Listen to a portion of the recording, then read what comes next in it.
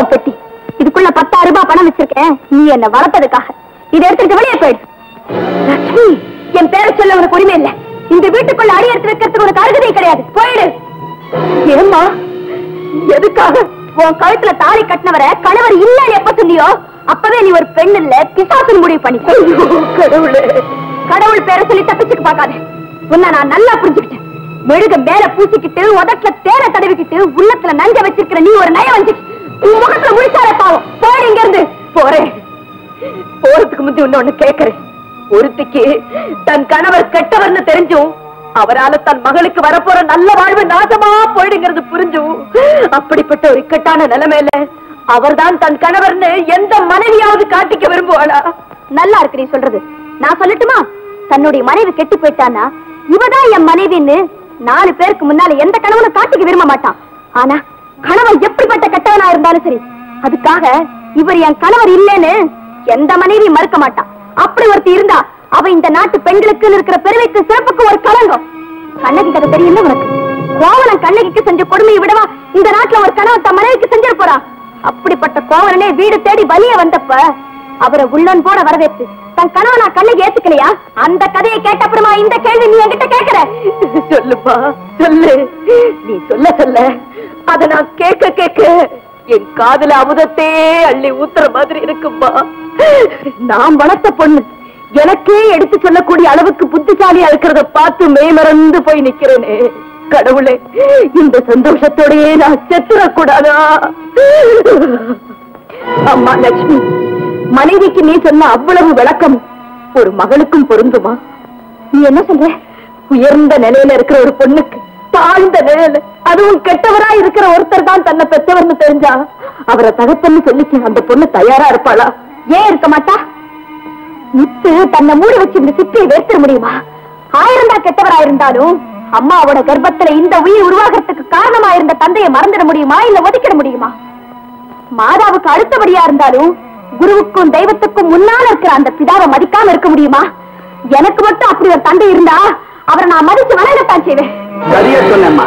அப்பா, நான் உன்னை பெத்தவன் இல்லம்மா, வளர்த்தவன்.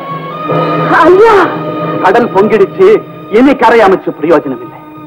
பொன்னம்மா, நீ அவரை தப்ப வச்சுட்டு தடுமாறினதை பார்த்ததுமே அவருதான் உன் புருஷன் நான் முடிவு பண்ணிட்டேன். அந்த புருஷனை பிடிச்சு கொண்டு வந்து கேட்டப்போ எங்க நீ உண்மையை சொல்லி இவ்வளவு காலமா நான் கட்டி வச்சிருந்த கோட்டையை உடைச்சிடுவியோன்னு முதல்ல நான் பயந்தேன். ஆனா நீ இல்லேன்னு சொன்னதும் நானும் எல்லாத்தையும் மறந்துட்டு உண்மையை சொல்லிடணும்னு நினைச்சேன். சந்தர்ப்பம் சரியில்லை, எதிர்பார்த்துக்கிட்டு இருந்தேன். அதுக்குள்ள நீ இந்த வீட்டை விட்டே போக வேண்டிய ஒரு நிலைமை ஏற்பட்டு போச்சு. இதுக்கப்புறம் நான் பேசாம இருந்தா எந்த காட்டிலும் இதயம் இல்லாதவன் இந்த உலகத்துல வேற எவனுமே இருக்க முடியாது. வருமா, என் மனைவிக்கு கொடுத்த வார்த்தையை காப்பாற்ற முடியாம நான் கஷ்டப்பட்டாலும் பரவாயில்லை. ஆனா உன் மகளை உங்ககிட்ட இருந்து பிரிச்சு அதனால நீ படுற பாட்டியும் துடிக்கிற துடிப்பையும் இனியும் நான் பார்த்து சகிச்சுட்டு இருக்க முடியாதுமா.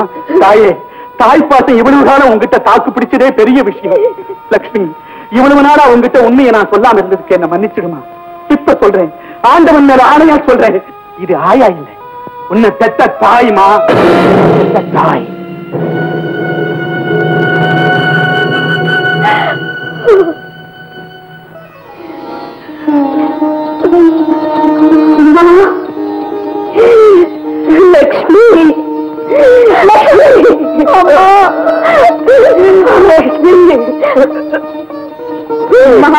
லக்ஷ்மி, லக்ஷ்மி, அம்மா,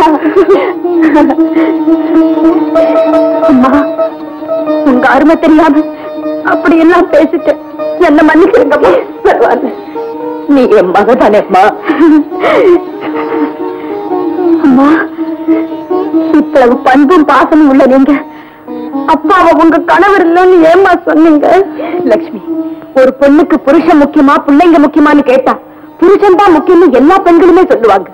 ஆனா அந்த சமயத்துல உங்க அப்பா தான் என் புருஷன் நான் சொல்லி இருந்தா அதை வச்சு நீ எங்க மகன் இன்ஸ்பெக்டர் கண்டுபிடிச்சு எங்க உன்னை கட்டிக்க மாட்டேன்னு சொல்லிடுவாரோன்னு பயந்து முதல்ல உன் கல்யாணம் முடியட்டும், அதுக்கப்புறம் உங்க அப்பா கால்ல விழுந்து நம்ம மகளுடைய நல்ல வாழ்வுக்காகத்தான் அப்படி சொன்னேன், என்ன மன்னிச்சிருங்கன்னு கேட்டுக்கலாங்கிற எண்ணத்துலதாம்மா அப்படி செய்துட்டேன்.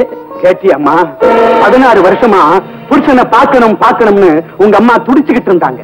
அந்த புருஷனே வீடு தேடி வந்தப்போ அவர் தம் புருஷன் இல்லைன்னு எந்த பொண்ணுமே சொல்ல முடியாததை சொல்லி பாவத்தை கட்டிக்கிட்டாங்க. யாருக்காக? உனக்காக. அது மட்டும் இல்லம்மா, உன்னை பெத்த தாய்ங்கிறது இந்த உலகத்துக்கு தெரிஞ்சா உயர்ந்த அந்தஸ்தில் இருக்கிற உன்னுடைய வாழ்க்கை பாதிக்கப்படும் என்று பயந்து எந்த தாயுமே அடக்க முடியாத பாசத்தை தனக்குள்ளேயே அடக்கி வச்சுக்கிட்டு பெத்த மகளை வளர்ப்பு மகள்னு சொல்லி இத்தனை வருஷம் அவனுக்கு ஆயாவா இருந்து சேவை செஞ்சு அரும்பாடுபட்ட இந்த தாய் ஒரு சாதாரண பெண் இல்லம்மா, பெண் தெய்வம்மா, பெண் தெய்வம்.